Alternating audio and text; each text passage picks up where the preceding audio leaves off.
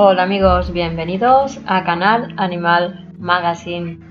Continuamos con la tercera parte de la biografía de Elvis Presley. Regreso, 1968-1973. Elvis, el especial del regreso de 1968. La única hija de Presley, Lisa Marie, nació el 1 de febrero de 1968, durante una etapa en la que el cantante comenzaba a sentirse extremadamente infeliz con su carrera. De los 8 sencillos que lanzó entre enero de 1967 y mayo de 1968, solamente 2 figuraron en el top 40 y ninguno de estos logró posicionarse más arriba del sitio número 28. Su siguiente banda sonora, Speedway, llegaría al sitio 82 del listado Billboard. En ese tiempo Parker volvió a programarle a Presley algunas apariciones en televisión, medio del que se había sustentado desde el Sinatra Times Show en 1960. Al final logró un acuerdo con la NBC en donde la compañía aceptó financiar un programa en vivo del cantante, además de transmitir un especial navideño.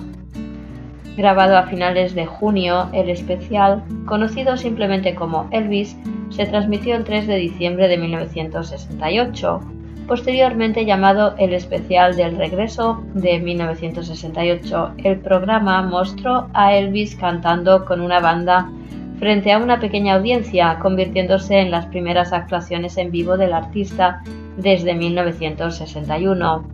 En los segmentos en vivo, Presley vistió un ajustado traje de cuero negro y tocó la guitarra e interpretó varias de sus canciones en un estilo desinhibido semejante al de sus primeras interpretaciones de rock and roll. El director y coproductor Steve Binder había trabajado lo suficiente como para hacer que el cantante se sintiera cómodo y producir al mismo tiempo un programa que fuera distinto a la hora de villancicos que Parker originariamente planeó.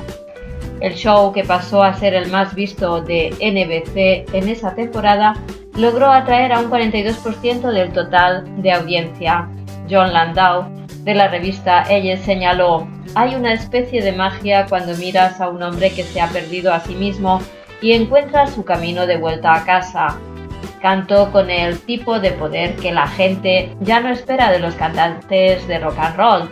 Movió su cuerpo con una falta de pretensión y esfuerzo que debió haber hecho que Jim Morrison se pusiera verde de envidia.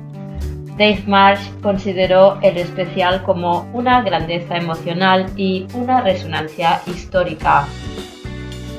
Para enero de 1969, el sencillo If I Can Dream, escrito para el especial, alcanzó el puesto 12 en los listados de ventas. La banda sonora ingresó a su vez en el top 10. De acuerdo con Jerry Schilling, el especial del regreso de 1968 le recordó a Presley de lo que él no había sido capaz de hacer por años, siendo por fin capaz de elegir a la gente, de elegir qué cantar y no lo que le dijeran que debía estar en la banda sonora. ¿Estaba fuera de prisión? Hombre, Binder señaló luego acerca de la reacción de Presley sobre el especial: «Le puse a Elvis el programa de 60 minutos y me dijo en la sala de exhibición: Steve, es la mejor cosa que jamás haya hecho en mi vida. Te doy mi palabra de que nunca más cantaré una canción en la que no crea». From Elvis in Memphis y el International Hotel.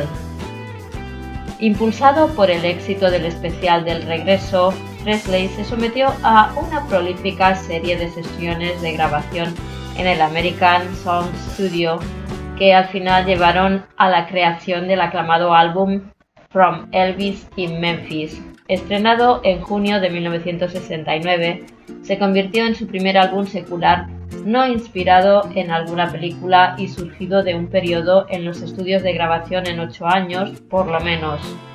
Dave Marsh describió al compilatorio como una pieza maestra en la que Presley de inmediato se entiende con las tendencias musicales pop que parecían haber desaparecido en él durante los años en que se involucró en el cine. Canta canciones country, soul y rockeras con una verdadera convicción y un logro impresionantes. El álbum incorporó el sencillo In the Ghetto, lanzado en abril y que alcanzó el tercer puesto en el Pop Chart, el primer éxito top 10 no gospel de Presley desde Bossa Nova Baby en 1963. Al anterior le siguieron otros hits provenientes de sus sesiones en el American Sound, Suspicious Mind, número 1 de la lista de Billboard en el año de 1969, Don't Cry Daddy y Kentucky Rain. En esa época, Presley retomó su interés en volver a aparecer en vivo de forma regular. Tras el éxito del especial de 1968, las ofertas no se hicieron esperar de varias regiones del mundo. Entre ellas destacó la de London Palladium, que ofreció hasta $28,000 por un contrato de una semana, a la cual Parker respondió: «Esto suena bien para mí, ahora, ¿cuánto pueden conseguir para Elvis?». En mayo, el recién inaugurado International Hotel en Las Vegas, acreedor de la mayor sala de exposiciones de la ciudad, anunció que había contratado a Elvis Presley. Ciertamente se llegó a un acuerdo con él en donde éste llevaría a cabo 57 presentaciones en 4 semanas, comenzando el 31 de julio de ese año. Moore, Fontana y The Jordanaires declinaron participar en esas apariciones, preocupados por perder la sesión lucrativa que tendrían en Nashville. Debido a esto, Presley tuvo que juntar una nueva compañía de primera categoría, encabezada por el guitarrista James Barton y que incluía además a 2 grupos gospels, The Imperials y Sweet Inspirations. A pesar de ello, se sintió un tanto nervioso al respecto. Su único acuerdo anterior en Las Vegas, en 1956, había sido un desastre. Parker, quien intentó convertir el regreso del intérprete en el evento comercial del año, se encargó de supervisar que dichas apariciones tuvieran aún un mayor impulso promocional. Por su parte, el dueño del hotel, Kirk Kerkorian, acordó enviar su propio avión a Nueva York para que trajera consigo a reporteros especializados en el rock con tal de que estuviesen presentes en la actuación debut de Presley. Presley se subió al escenario sin ninguna presentación. La audiencia de 2.200 personas, entre las cuales se hallaban varias celebridades, le dio una ovación de pie antes de que cantara siquiera una nota y una adicional al término de su actuación. Una tercera aclamación le siguió a la interpretación de Can't Help Falling in Love, canción que sería su tema de cierre para muchas de sus apariciones en los años 1970. En una conferencia de prensa tras el show debut, cuando un reportero se refirió a él como el Rey, Presley apuntó hacia Fats Domino, quien se hallaba en el lugar, y dijo: «Ese es el verdadero rey del rock and roll». Al día siguiente, las negociaciones de Parker con el dueño del hotel llevaron a la firma de un contrato de 5 años en el que Presley debía cantar cada febrero y agosto, con un salario anual de $1 millón. Newsweek comentó: «Hay varias cosas increíbles sobre Elvis, pero lo más fascinante es su poder de permanencia en un mundo donde las carreras meteóricas desaparecen como estrellas fugaces». Rolling Stone, a su vez, catalogó el regreso de Elvis como su resurrección supernatural. En noviembre, la última película de Presley, Change of Habits, se estrenó. El álbum doble, From Memphis to Vegas, From Vegas to Memphis, salió a la venta en ese mismo mes y volvieron nuevamente las ventas millonarias de álbumes que había tenido su renovación con el extraordinario Elvis. From Memphis, el primer LP, contaba con 5 actuaciones desde el International Hotel, mientras que el restante contenía más cortes de sus sesiones en el American Sound. Suspicious Mind se posicionó en el primer puesto de los listados, convirtiéndose en el primer tema pop de Presley en alcanzar tal logro en los Estados Unidos en más de 7 años, así como el último en hacerlo. Cassandra Peterson conoció a Presley en esta época en Las Vegas, donde trabajaba como cabaretera. Sobre su encuentro con el cantante recordó: él era tan renuente a usar drogas cuando lo conocí. Le mencioné que fumaba marihuana y él simplemente se horrorizó. Me dijo: nunca vuelvas a hacerlo de nuevo. Ciertamente en ese entonces Presley no solamente estaba en desacuerdo con el uso de las drogas, sino que rara vez bebía. De hecho, varios de sus familiares habían sido alcohólicos y él intentaba evitar esa tendencia. De vuelta a los tours y encuentro con Nixon. Presley regresó al International Hotel a principios de 1970 para cumplir con el primer compromiso anual de los dos estipulados al año en el contrato, llevando a cabo 2 espectáculos por noche. Las grabaciones de estos shows se incluyeron en el álbum On Stage. A finales de febrero, Presley realizó 6 espectáculos que rompieron récords de asistencia en el Houston Astrodome. En abril, el sencillo de The Wonder of You se convirtió en un éxito en el Reino Unido, posicionándose también en el primer puesto del listado estadounidense Adult Contemporary, MGM. Grabó material con los ensayos y el concierto en el International Hotel acontecido en agosto para el documental Elvis That's the Way It Is. Presley apareció desde entonces vestido regularmente con un traje con una capa de tipo alada que pasaría a convertirse en su vestimenta típica durante sus presentaciones en vivo. En esta serie de presentaciones, el cantante recibió amenazas de muerte donde le exigieron que le pagara a los amenazadores $50,000. Se sabe que Presley había recibido anteriormente otras amenazas de muerte desde los años 50, aunque en ocasiones él no llegaba a enterarse de las mismas. El FBI tomó con seriedad la amenaza, así que se predispuso de un equipo de seguridad en el hotel al menos por los siguientes 2 espectáculos del cantante. Presley subió al escenario en esos shows con una pistola Derringer en su bota derecha y una más de calibre 45 en su pretina, aunque al final no se reportó incidente alguno en dichas presentaciones. El álbum That's the Way It Is, producido para acompañar al documental y que incorpora tanto grabaciones de estudio como en vivo, marcó un cambio en su estilo. El historiador musical John Robertson recalcó: la autoridad que conlleva la interpretación de Elvis ayudó a distinguir el hecho de que el álbum se apartó decisivamente de la inspiración estadounidense de las sesiones en Memphis para avanzar a un sonido más moderado. Puso el ritmo country en un segundo plano, mientras que el soul y R&B los dejó en Memphis, quedando un sonido pop muy fino y perfectamente decente para la multitud de Las Vegas, aunque fue un paso retrógrado definitivo para Elvis. Una vez que terminó su compromiso con el International Hotel, el 7 de septiembre Presley embarcó en un tour de conciertos de una semana de duración, hecho principalmente en la región sur del país, siendo su primera gira desde 1958. Otro tour de una semana se realizó en la costa oeste de los Estados Unidos en noviembre de ese año.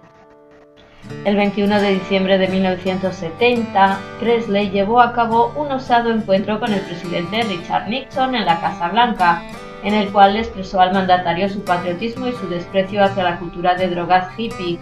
Ante esto, le pidió una medalla de la Oficina de Narcóticos y Drogas Peligrosas para guardarla con otros objetos similares que había estado coleccionando y que significaban para él una aprobación legal de sus esfuerzos patrióticos. Nixon, que aparentemente encontró incómoda esta reunión, expresó su creencia de que Presley podía enviarle un mensaje positivo a los jóvenes y que era por lo tanto importante que él conservara su credibilidad. Presley le dijo a Nixon que la banda inglesa The Beatles, cuyas canciones cantaba regularmente en sus conciertos durante esa época, ejemplificaban lo que él concebía como una tendencia anti-estadounidense y abuso de drogas en la cultura popular. Presley había tenido un encuentro de 4 horas hacía 5 años antes con la banda. Al enterarse de dichas declaraciones, Paul McCartney dijo luego que él se sentía un poco confundido al respecto. Lo más irónico era que nosotros tomábamos drogas ilegales y mira lo que le pasó a él, a manera de referencia a la muerte de Presley provocada por el abuso de medicamentos recetados.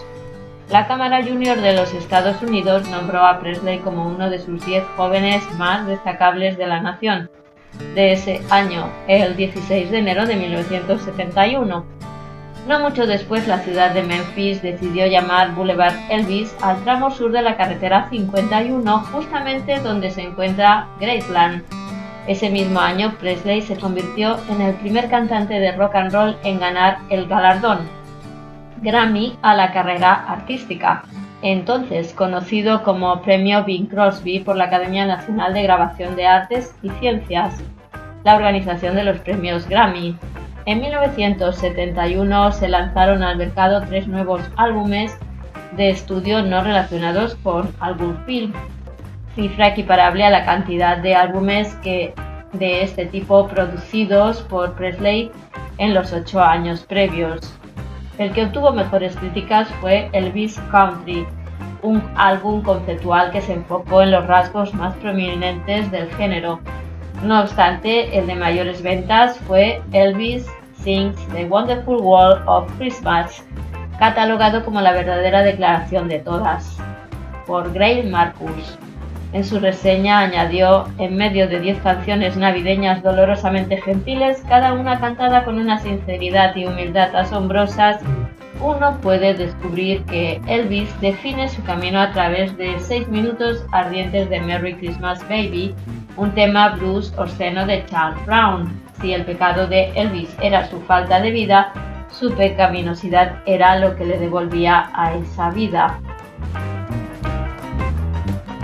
Divorcio y Aloha from Hawaii. MGM nuevamente grabó una presentación de Presley en abril de 1972, esta vez para Elvis on Tour, el cual obtuvo poco después un Globo de Oro en la categoría de Mejor Documental. Su álbum gospel de Touch Me, lanzado ese mismo mes, le haría ganar su segundo Grammy como Mejor Interpretación Influyente.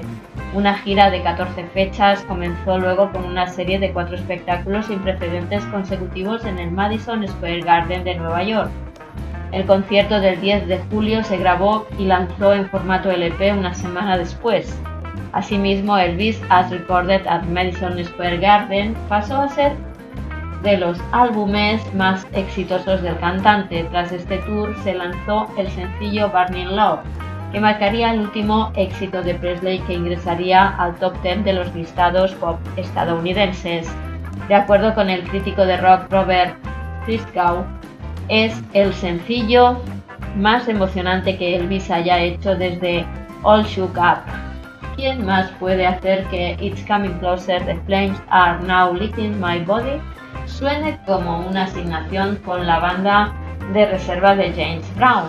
Mientras tanto, Presley y su esposa comenzaron a distanciarse cada vez más, rara vez llegando a dormir juntos. En 1971, un amorío que el cantante tenía con Joyce Boba provocó, sin que él lo supiera, su embarazo y posterior aborto. Con frecuencia él veía la posibilidad de mudarse con ella a Graceland, diciendo que de alguna forma iba a abandonar a Priscilla.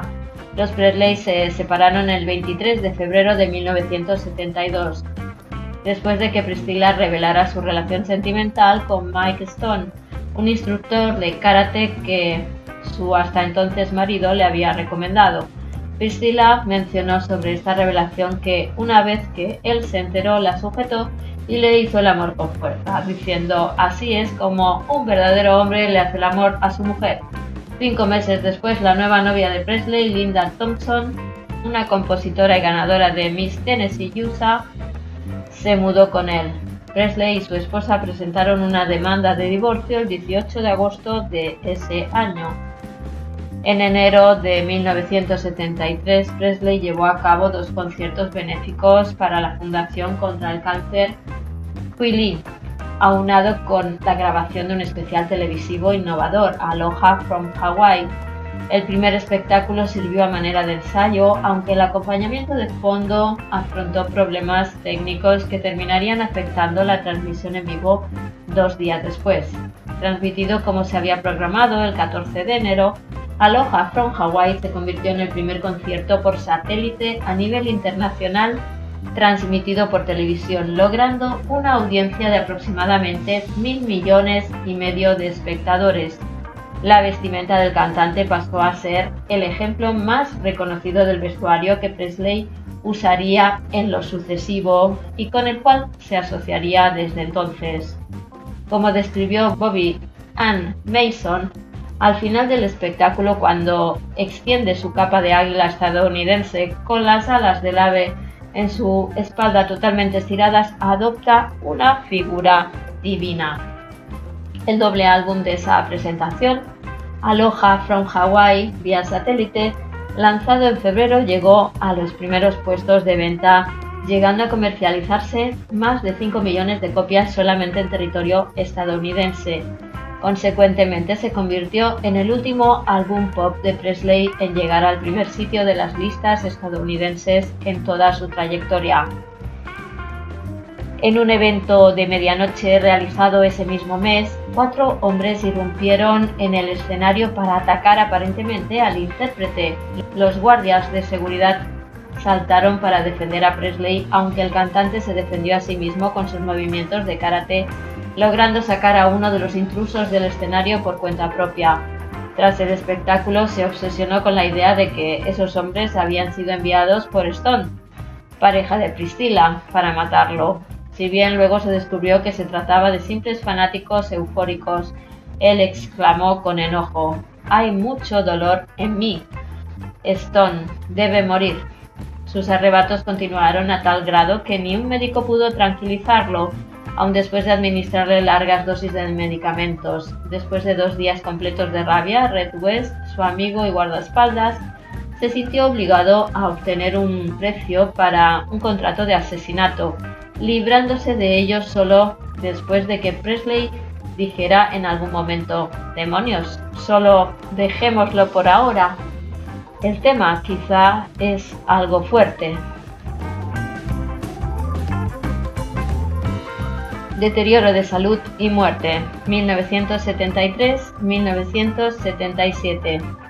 Crisis médica y últimas sesiones de estudio. El divorcio de Presley ocurrió el 9 de octubre de 1973.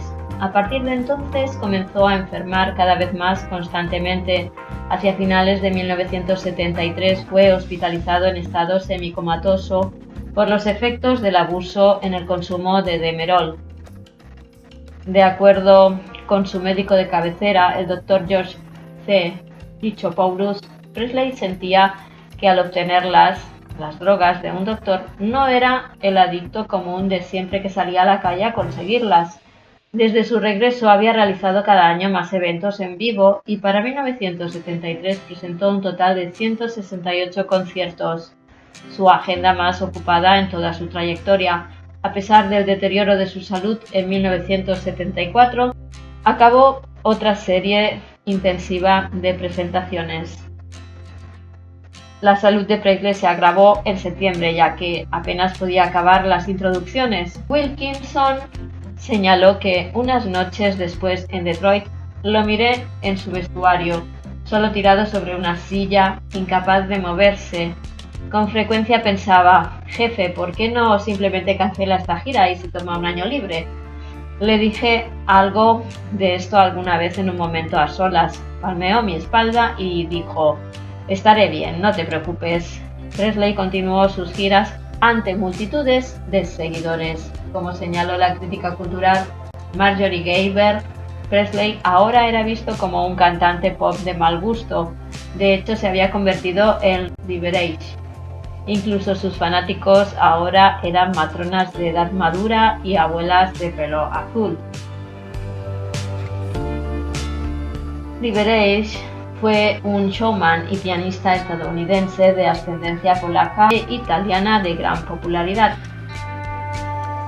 El 13 de julio de 1976, Vernon Presley, que se había involucrado de cerca en los asuntos financieros de su hijo, despidió a los guardaespaldas de la mafia de Memphis, Red West, amigo de Presley desde los años 1950, Sonny West y David Hebler, citando la necesidad de reducir los gastos.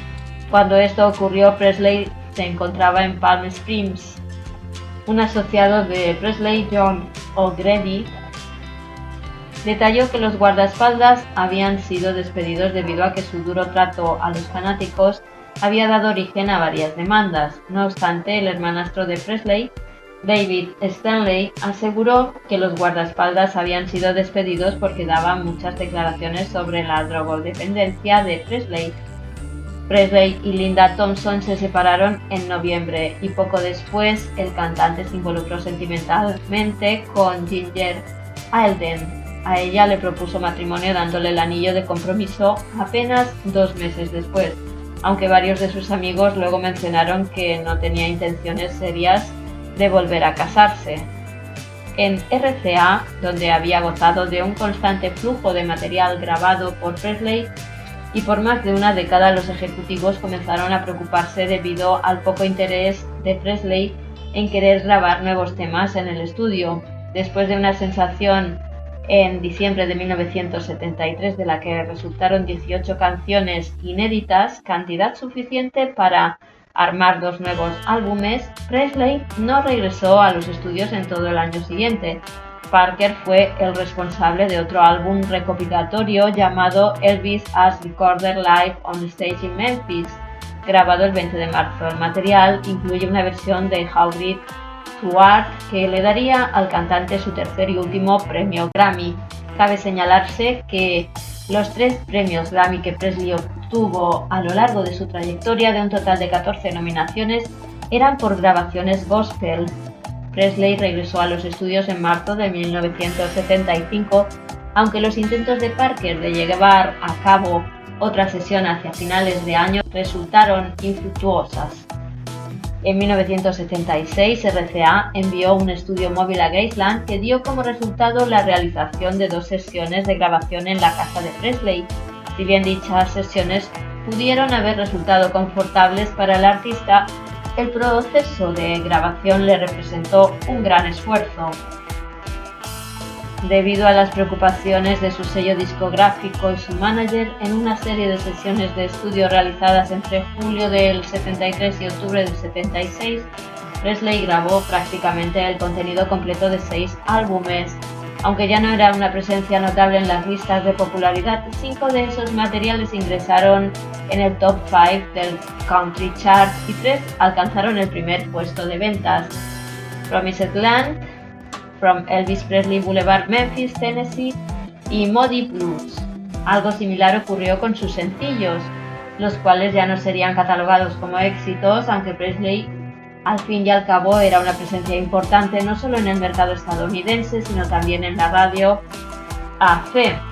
8 sencillos provenientes de esta época se posicionaron en el top 10 de los listados. My Voice se convirtió en un número 1 del género AC en 1975, mientras que Muddy Blue alcanzó a posicionarse en la cima del Country Chart, alcanzando un segundo puesto en el AC Chart en 1976. No obstante, su grabación más aclamada por la crítica de esa época debutó un poco después, el clásico Soul Heart, catalogado por Greil Marcus como el ataque apocalíptico del cantante.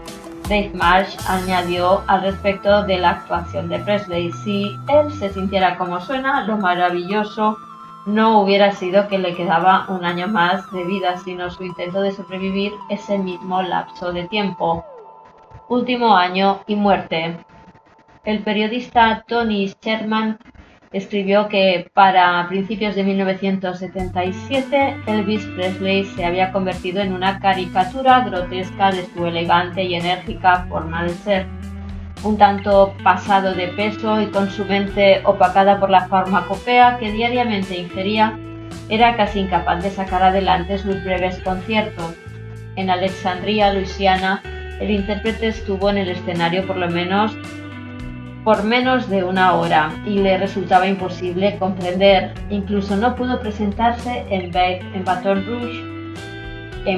Rouge, ni siquiera fue capaz de levantarse de la cama del hotel donde se hallaba, así que el resto de la gira se canceló. A pesar del acelerado deterioro de su salud, se involucró en más tours de lo sucesivo. en Rapid City, Dakota del Sur. Estaba tan nervioso en el escenario que podía hablar a duras penas.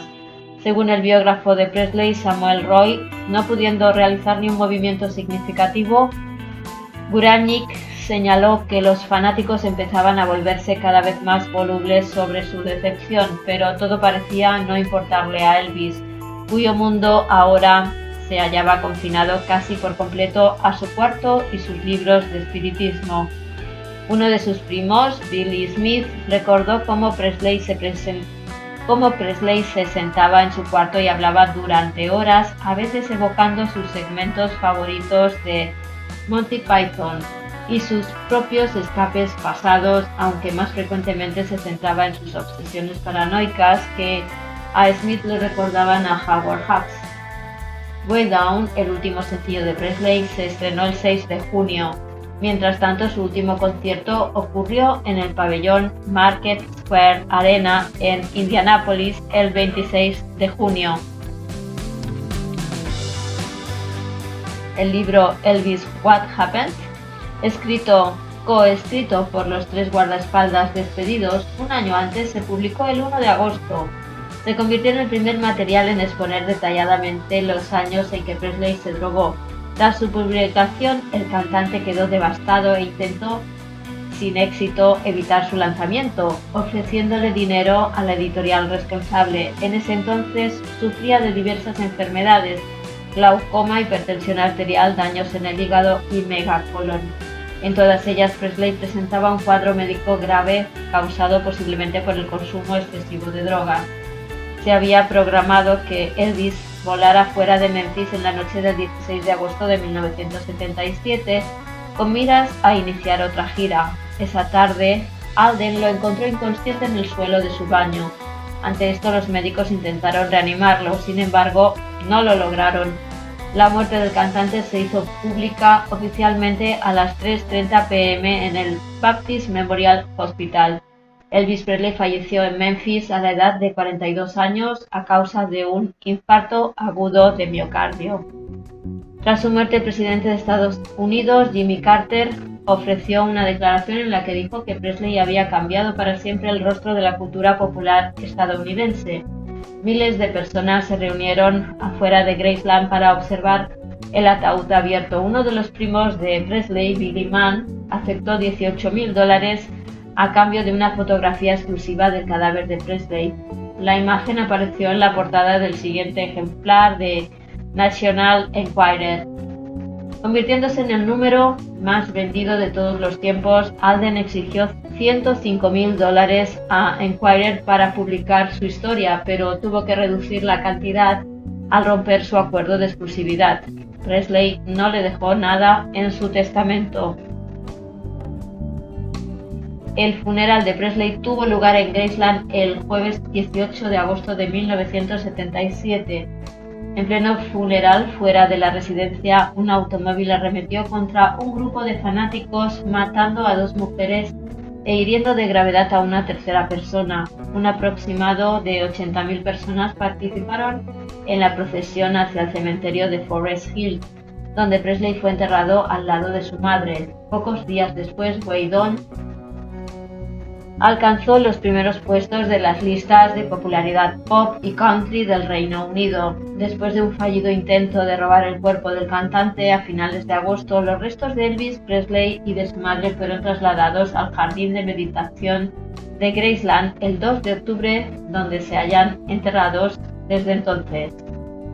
Bien amigos, esta es la biografía de Elvis Presley.